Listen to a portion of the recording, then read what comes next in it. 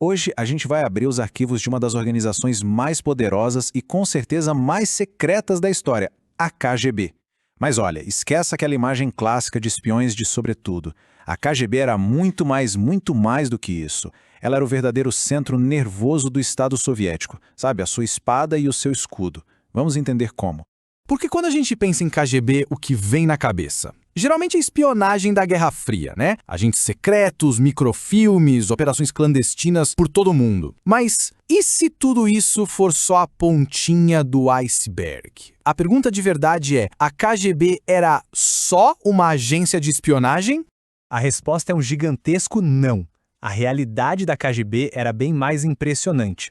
Tenta imaginar o seguinte, um ministério do governo que tem o seu próprio exército, com tanques, aviões de caça, e que, ao mesmo tempo, controla uma polícia secreta imensa. Era simplesmente uma estrutura de poder colossal, algo que a gente nunca viu igual. E é exatamente isso que nos leva ao nosso primeiro ponto, o poder inigualável da KGB. Ela não era só grande, ela era única. Nenhuma outra organização na história conseguiu concentrar tanto poder militar, de inteligência e político numa entidade só. O nome oficial KGB vem de Comitê Государственной Безопасности, que em português seria algo como Comitê para a Segurança do Estado. Ela foi fundada em 1954 e se tornou o principal órgão de segurança da União Soviética bem no auge da Guerra Fria e funcionou até ser dissolvida lá em 1991. Mas olha, a KGB não surgiu do nada em 1954, não. As raízes dela são bem mais profundas, fincadas lá na Revolução Bolchevique. Vamos dar uma olhada em como essa estrutura foi evoluindo com o tempo. A semente de tudo foi a Tcheca, lá em 1917, uma força paramilitar bem brutal, criada para esmagar qualquer oposição. Com o passar das décadas, ela foi mudando de nome, se transformando, virou GPU, depois OGPU, até chegar na infame NKVD, do Stalin. Então a KGB não nasceu do zero. Ela herdou décadas e décadas de experiência em controle e repressão. Certo. Mas como é que essa mega estrutura realmente funcionava por dentro? Para a gente entender a KGB, a gente precisa olhar para suas divisões internas, as chamadas diretorias. E cada uma delas era praticamente um império por si só. Essa divisão de tarefas já mostra a verdadeira natureza da KGB. A primeira diretoria era a face que a gente conhece, a dos filmes de espionagem. Mas as outras eram voltadas para dentro do país. A segunda vigiava a própria população. A terceira vigiava as forças armadas. E a quinta diretoria, bom, essa tinha uma função bem assustadora. Calar qualquer tipo de dissidência, de escritores a líderes religiosos.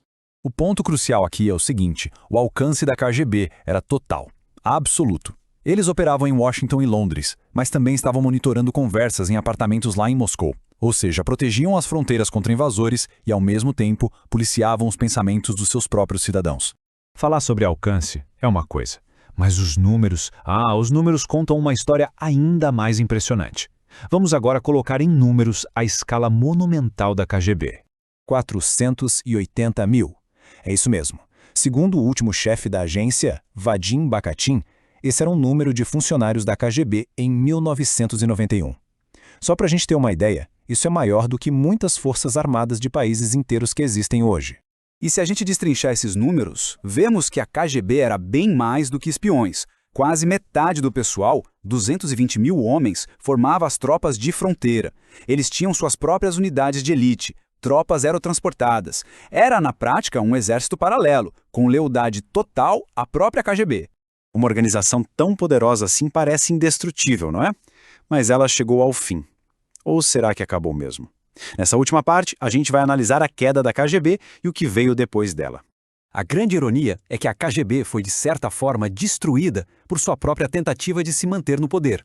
Em agosto de 1991, o chefe da KGB, um linha dura chamado Vladimir Khrushchev, liderou um golpe para derrubar o reformista Mikhail Gorbachev. O golpe fracassou feio e, com ele, a credibilidade e a própria existência da KGB foram por água abaixo. Depois do golpe, a organização foi desmembrada bem rápido. Oficialmente, a KGB deixou de existir em dezembro de 91.